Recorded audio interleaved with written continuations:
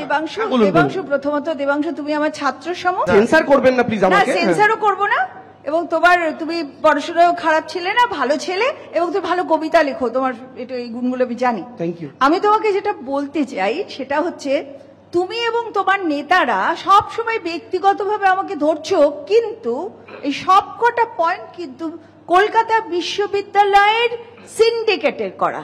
আর সিন্ডিকেটে ছোট ছোট ছোট ছোট বাচ্চারা থাকে না, সেখানে সব বিদগ্ধ পণ্ডিত মানুষরা থাকে। কলকাতা বিশ্ববিদ্যালয়ের 90% সাপোর্ট নিয়ে আমি কাজ করছি।